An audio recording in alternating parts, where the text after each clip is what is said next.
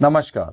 Class 9th और class 10th artificial intelligence subject code 417 जिसके लिए सीबीएसई ने एक अलग से पाइथन कंटेंट मैनुअल करके लॉन्च किया है, जिसमें उन्होंने पूरा का पूरा जो पाइथन का बेसिक्स प्रोग्राम है या जो सीबीएसई ने करिकुलम के अकॉर्डिंग डिज़ाइन किया है उसका एक पूरा का पूरा कंटेंट डिज़ाइन किया है। सामने जो आप पीडीएफ देख रहे हैं ये वही पीडीएफ है जो कि पाइथन कंटेंट मैनुअल के नाम से फेमस है और ये सीबीएसई की एकेडमिक वेबसाइट पर अवेलेबल है। आप इस वीडियो के डिस्क्रिप्शन में भी इसको देख सकते हैं और वहां से इसे डाउनलोड करके यूज कर सकते हैं। एल्गोरिदम्स एंड फ्लो चार्ट ये चैप्टर 1 है। आइए इसी चैप्टर को हम डिस्कस करते हैं। रिकैप के अंदर अगर हम बात करें तो आर्टिफिशियल इंटेलिजेंस में अब तक हमने ये पढ़ लिया होगा, ऐसी बातें इसमें लिखी हुई हैं कि हमने एआई के अंदर की जो कॉन्सेप्ट्स हैं, मशीन लर्निंग के कॉन्सेप्ट्स हैं, rule based approach, learning based approach, neural network, ये जो टर्म्स हैं कैसे काम करती हैं। अब इसी कॉन्सेप्ट को आगे लेकर के चलते हैं कि ये जो कॉन्सेप्ट्स हैं, हम बात कर रहे हैं कि न्यूरल नेटवर्क पे ये काम हो सकता है, आर्टिफिशियल इंटेलिजेंस ये काम कर सकती है, बट जब बात आती है कि प्रैक्टिकली ये मॉडल्स डेवलप कैसे होते हैं, तो इन मॉडल्स को डेवलप करने के लिए हमें चाहिए होती है एक प्रोग्रामिंग लैंग्वेज। और वो प्रोग्रामिंग लैंग्वेज यहां पर हम बात कर रहे हैं पाइथन की, जो आर्टिफिशियल इंटेलिजेंस के लिए काम करने के लिए बेस्ट सूटेड लैंग्वेज है। इस लैंग्वेज पे काम करना बहुत आसान है, जिसकी हेल्प से हम आर्टिफिशियल इंटेलिजेंस के लिए मॉडल प्रिपेयर कर सकते हैं। But before we start getting our hands dirty, let's recall what has been done so far. तो यहाँ पे फिर एक क्विज सेशन उन्होंने दिया और उस क्विज सेशन में कुछ क्वेश्चंस पूछे। तो कुछ क्वेश्चंस हमारे लिए सिमिलर हो सकते हैं, लेकिन कुछ ऐसे भी होंगे जो हमें पढ़ने के बाद ये समझ आएगा। जब हम ये चैप्टर्स पढ़ लेंगे उसके बाद उनमें से कुछ क्वेश्चंस के हम आंसर कर पाएंगे, क्योंकि पाइथन को बिना करे हम उसके आंसर नहीं दे सकते। ये क्वेश्चन हमारे लिए बहुत ईजी है। Which stage is missing. हमें सबको पता है कि आर्टिफिशियल इंटेलिजेंस में एआई के प्रोजेक्ट साइकिल में हम 5 स्टेज के बारे में बात करते हैं। The first stage problem scoping, data acquisition, तीसरी स्टेज का नाम पूछा है, चौथी स्टेज मॉडलिंग और 5वीं स्टेज इवैल्यूएशन। उसके लिए भी ऑप्शंस अवेलेबल हैं, data visualisation, data exploration, data cleaning, data source. अब आपको बताना है कि इसमें से जो तीसरी स्टेज है उसे हम क्या कहते हैं। तो सही मायने में अगर हम इसके आंसर की तरफ बढ़ें तो ये डेटा एक्सप्लोरेशन और विजुअलाइजेशन दोनों ही बात सेम हो जाती है, क्योंकि एक्सप्लोरेशन के अंदर ही विजुअलाइजेशन वाली टर्म आ जाती है, जहां पर जो डेटा इकट्ठा हुआ है हम उसे एनालाइज करते हैं, एक्सप्लोर करते हैं। तो परफेक्ट टर्म पे हम आते हैं तो डेटा एक्सप्लोरेशन। ऐसे ही एसडीजी गोल्स इसमें से कौन सा नहीं है। लाइफ अंडर वाटर है, नो पॉवर्टी है, हम सबको पता है 17 एसडीजी गोल्स हैं जो सीबीएसई की बुक्स के अंदर भी दिए हुए हैं और यूनाइटेड नेशंस ने भी वो 17 गोल की लिस्ट अपनी वेबसाइट पर पब्लिश की हुई है। तो उनमें से कौन सा इनमें से गोल नहीं है, लाइक होम फॉर ऑल। तो ये एक गोल है जो कि सस्टेनेबल डेवलपमेंट गोल का पार्ट नहीं है। यहाँ पे 20 क्वेश्चंस सीबीएसई ने इस चैप्टर में आपके रिकैप के पोर्शन को समझते हुए कि भाई हमने अब तक क्या पढ़ा, तो इसमें अब तक का भी कुछ पढ़ा और अभी जो हम पढ़ने वाले हैं उससे भी यहाँ पर कुछ क्वेश्चंस पूछे गए हैं। तो लेट्स सी, हम जैसे जैसे ये चैप्टर्स पढ़ते जाएंगे और उन क्वेश्चंस को हम यहाँ पे कंप्लीट करते हुए जाएंगे। आगे बढ़ते हैं। What you know, what you want to know and what have you learn, how have you learn. KWLH ये पूरा का पूरा कॉन्सेप्ट है कि हम यहां पर सीखने वाले हैं, समझने वाले हैं। Every machines whether AI enabled or not follow a particular path of action.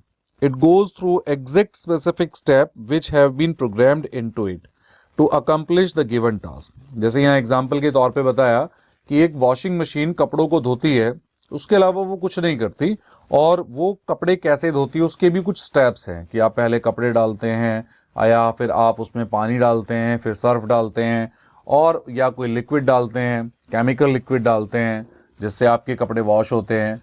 उसके बाद फिर जाकर के पूरा मशीन का एक प्रोसेस होता है। तो वो प्रोसेस क्या है, आपके घर में कैसी मशीन्स हैं या कैसे तरीके से आप कपड़े धोते हैं। तो वॉशिंग मशीन को लेकर के पूरा का पूरा एक यहाँ पर क्वेश्चनर दे दिया कि can you think of possible steps. आपको जो स्टेप्स नजर आते हैं कि कपड़े कैसे धुलते हैं वॉशिंग मशीन में, वो स्टेप्स क्या मेंशन करिए।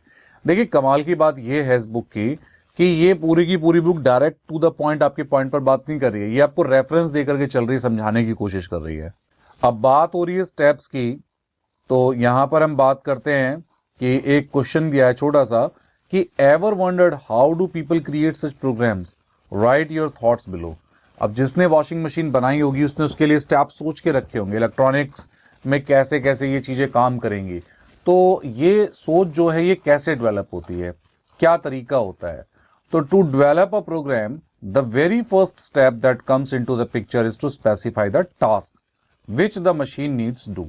सबसे पहली बात है कि मशीन किस टास्क के लिए बनाई जा रही है, उसको क्या काम मिलना है। वंस द टास्क और the main objective of the program is finalised, the task is broken into smaller task which altogether contribute towards achieving the main goal. To make sure that the flow of the process is proper, algorithms and flowcharts are used which help us into developing a stepwise framework to achieve the main goal. Chapter का नाम भी है algorithm and flow chart.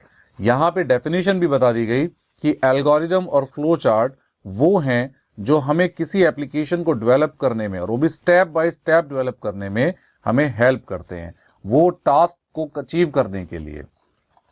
पहला step आता है what is an algorithm, to write a logical step by step method to solve the identified problem is called algorithm.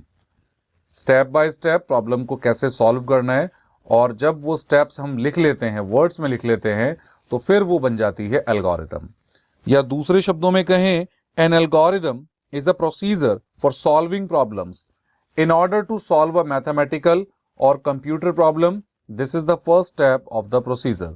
An algorithm includes calculations, reasoning, and data processing. Algorithm can be presented by NLP or pseudocode and flowchart etc. तो simple सी बात, हम algorithm को समझ सकते हैं किसी भी काम को स्टेप बाय स्टेप करने का तरीका, और जब हम उसे लिख लेते हैं उस तरीके को, तो वो बन जाती है हमारी एल्गोरिदम। आइए एल्गोरिदम का एक और एग्जांपल देखते हैं। जैसे कि इंस्टेंटली अगर हमें नूडल्स प्रिपेयर करने हो तो हम क्या स्टेप लेंगे। तो जैसे यहां पर 4 स्टेप दिए हैं।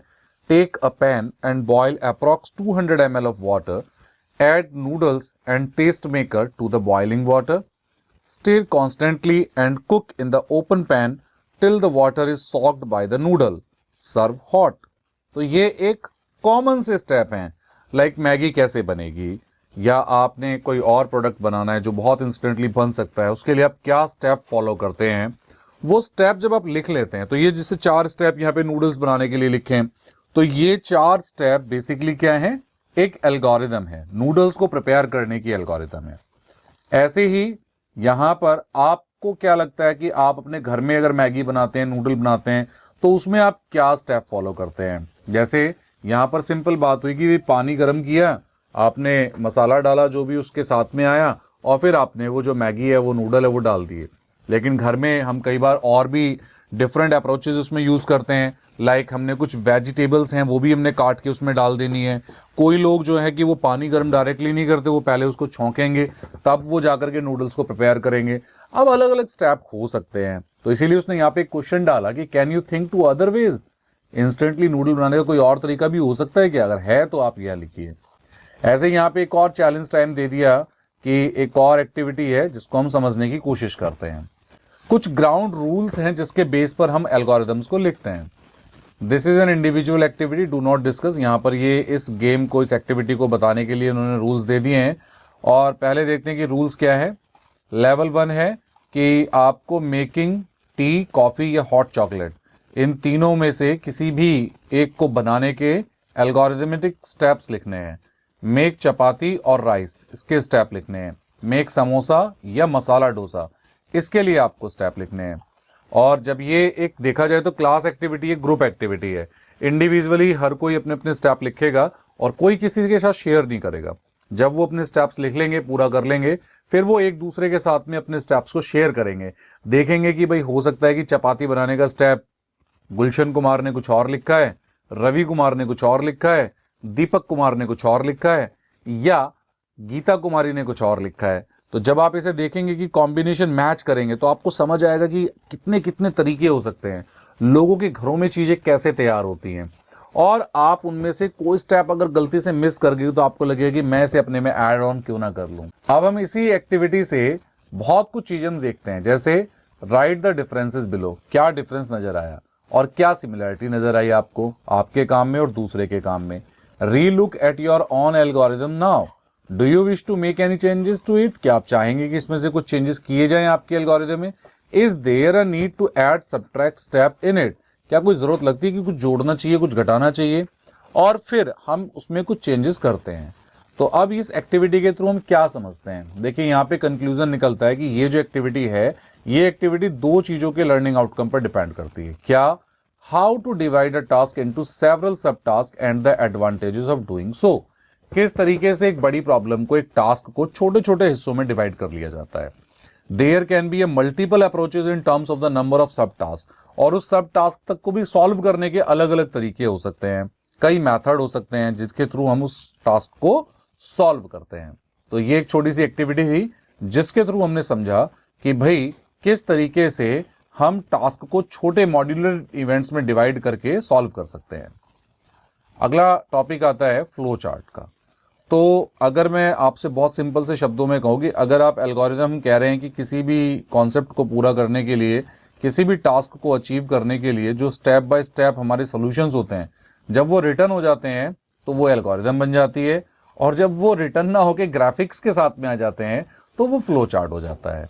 जैसे यहां पर अगर डेफिनेशन पढ़ते हैं कि a flow chart is the graphical or pictorial representation of an algorithm with the help of different symbols, shapes and arrows in order to demonstrate a process or a program। किसी भी programme को step by step वो कैसे solve हो रहा है उसको दिखाने के लिए हम कुछ सिंबल्स या शेप्स का यूज करते हैं। जैसे यहाँ पर कुछ शेप्स दी हुई हैं, आप ये देख रहे हैं, ये ओवल शेप है, रेक्टेंगल शेप है, फिर उसके बाद में भी कुछ और शेप्स हैं। तो ये शेप्स कैसे काम करती हैं, चाहे टर्मिनल बॉक्स कहते हैं, यानी कि ये जो हम देख रहे हैं ओवल शेप, इसका नाम टर्मिनल बॉक्स है। जो ये वाली शेप है इसको हम इनपुट आउटपुट कहते हैं।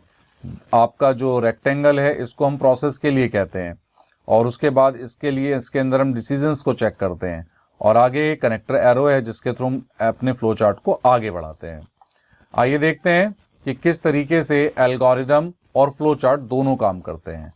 जैसे एक एल्गोरिदम है कि एक टास्क हमें मिला कि भाई 1 से लेके 20 तक नंबर प्रिंट कराने हैं, तो इसकी एल्गोरिदम क्या होगी, इनिशियलाइज x एज 0, x को 0 से इनिशियलाइज करेंगे, इंक्रीमेंट x बाई 1, और हर बार x के अंदर हम 1 जो है बढ़ाते जाएंगे, यानी पहली बार x 0 होगा, फिर 1 होगा, फिर 2 होगा, फिर 3 होगा, और x को फिर हम प्रिंट भी करते जाएंगे, डिस्प्ले कराएंगे। If x is less than 10 then go back to step 2, यानी जब तक x 20 से छोटा रहेगा तब तक हम क्या करेंगे, x में 1 बढ़ाते जाएंगे, और तब तक बढ़ाएंगे जब तक x 20 नहीं हो जाएगा। और ये हमारे क्या है, एल्गोरिथमेटिक स्टेप्स हैं। और इसी एल्गोरिदम को अगर हम उसे ग्राफ के थ्रू दिखाएं, चार्ट के थ्रू दिखाएं, तो देखिए ये आ गया आपका ओवल जिसमें हम लिखते हैं start, the circular shape here initiation, कि हम यहां पर क्या कर रहे हैं, अपने फ्लो चार्ट को स्टार्ट कर रहे हैं।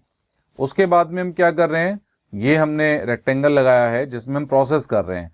The arrow head line the flow of the process, की प्रोसेस क्या रहने वाला है, हमने इनिशियलाइज किया, x जो है वो लेस देन 0 रहेगा। उसके बाद में हमने कहा कि उसमें इंक्रीमेंट होगा हर बार 1 का, और ये 1 का इंक्रीमेंट फिर आगे बढ़ता हुआ जाएगा।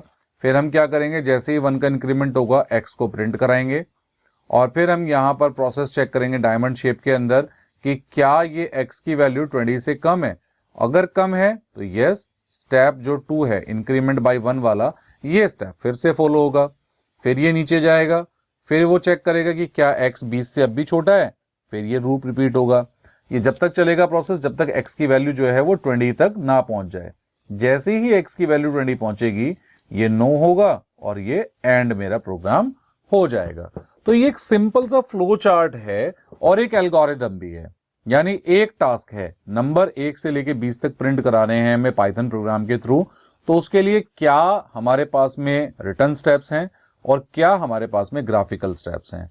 जब ये रिटर्न स्टेप्स होते हैं तब हम इन्हें एल्गोरिदम कहते हैं, जब ये ग्राफिकल होते हैं तब हम इन्हें फ्लो चार्ट कहते हैं। अब यहां पर एक और एल्गोरिदम देखते हैं कि टेम्परेचर जो कि फ़ारेनहाइट में हमने रिसीव किया उसे सेल्सियस के अंदर कैसे चेंज करेंगे। तो देखिए एल्गोरिदम में कहती है step 1 read temperature in Fahrenheit, calculate temperature with formula. एक फार्मूला होता है जिसके थ्रू हम जो टेम्परेचर है वो सेल्सियस के अंदर कन्वर्ट करते हैं और हम सी को प्रिंट कराते हैं। तो 3 स्टेप की एल्गोरिदम है और इसी स्टेप को जब हम ग्राफिक्स के साथ लेकर आते हैं, फ्लो चार्ट पर लेकर आते हैं, तो पहला जो हमारा ओवल शेप है, सर्कल शेप है, यहाँ से मेरा कोड स्टार्ट होता है। रीड एफ यानी इनपुट और आउटपुट, फ़ारेनहाइट में हम यहाँ पे जो है वैल्यू ले रहे हैं। उसके बाद हम रेक्टेंगल शेप के अंदर प्रोसेसिंग कर रहे हैं। हमने वो फार्मूला लगाया जो फ़ारेनहाइट की वैल्यू को सेल्सियस में चेंज करता है और उसके बाद हमने सेल्सियस में चेंज हुई वैल्यू यानी प्रिंट सी को हमने प्रिंट कराया और अपने प्रोग्राम को एंड कर दिया। तो ये भी एक अच्छा एग्जाम्पल है कि फ़ारेनहाइट टू सेल्सियस डिग्री में हम अपने कोड को कैसे कन्वर्ट कर सकते हैं। इसका एल्गोरिदम भी दिया हुआ है और इसका फ्लो चार्ट भी यहाँ दिया हुआ है। उसके साथ साथ फिर हमारे लिए कुछ क्वेश्चंस दे दिए कि आप चेक करिए कि कोई नंबर प्राइम नंबर है या नहीं है, ट्रैफिक सिग्नल कैसे काम करता है, एटीएम में ट्रांजैक्शन कैसे होती है, लाइट बल्ब की जो वर्किंग है स्विच ऑन करने पर वो ऑन होता है, ऑफ करने पर ऑफ हो जाता है, वो कैसे होता है, रॉक पेपर सीजर गेम में आप कैसे जीतेंगे। तो ये कुछ 5 टास्क हमें मिले हैं। तो ये टास्क आपके खुद के करने के हैं। आप इन्हें पेपर पेन उठाइए और इनको ट्राई करना शुरू कीजिए। जैसे आपने देखा यहाँ पे कि एल्गोरिदम कैसे लिखी है और फ्लो चार्ट कैसे लिखा है। तो यहाँ पर आपको दोनों ही बनाना है। उसके बाद में एक कुछ क्वेश्चंस दिए हैं कि एल्गोरिदम क्या होती है, फ्लो चार्ट क्या होता है और कौन कौन से ग्राफिक सिंबल्स फ्लो चार्ट के लिए यूज होते हैं, वो हमें यहाँ पर बताने हैं। ऐसे करके कंप्लीट जो है ये एल्गोरिदम और फ्लो चार्ट का चैप्टर यहाँ पर पूरा हो जाता है। तो इस कंक्लूजन पर आए इस चैप्टर के तो हमें समझ में आता है एल्गोरिदम और फ्लो चार्ट दोनों ही सेम काम करते हैं, बशर्ते कि फर्क इनमें केवल इतना सा है, एल्गोरिदम किसी भी काम को पूरा करने के रिटर्न स्टेप्स होते हैं और फ्लो चार्ट किसी भी काम को पूरा करने के ग्राफिकल स्टेप्स होते हैं। यानी जो स्टेप्स हैं उनको ग्राफिक के सिंबल्स की फॉर्म में दिखाया जाता है। तो ये हमारा एल्गोरिदम और फ्लो चार्ट है। अगर हम बात करें इसकी प्रोफेशनल लेवल पे, तो देखिए बहुत सिंपल सी भाषा में मैं आपको बताता हूं अपने एक्सपीरियंस के आधार पे। मैंने भी कुछ एप्लीकेशंस के साथ में काम किया हुआ है, तो उसके बिहाफ पर एल्गोरिदम और फ्लो चार्ट दोनों ही एक छोटे लेवल के प्रोग्रामिंग्स तक तो ठीक लगते हैं, लेकिन जब यही प्रोग्राम बड़े लेवल पे आ जाते हैं, बैंकिंग लेवल पे आ जाते हैं या बड़े लेवल के टास्क इसमें जुड़ जाते हैं, प्रोसेसिंग लंबी हो जाती है, तो ऐसे में फिर एल्गोरिदम और फ्लो चार्ट जो है थोड़ा बनाना टिपिकल हो जाता है। हाँ, ये बात बिल्कुल सही है कि एल्गोरिदम और फ्लो चार्ट दोनों की हेल्प से हम किसी के भी कोड को कैसे कोड करना है, डिजाइन करना है, वो इजीली सीख सकते हैं। आपको भी एल्गोरिदम और फ्लो चार्ट में कोई डाउट है तो हमें बताइए, हम उसका समाधान करने की कोशिश करेंगे।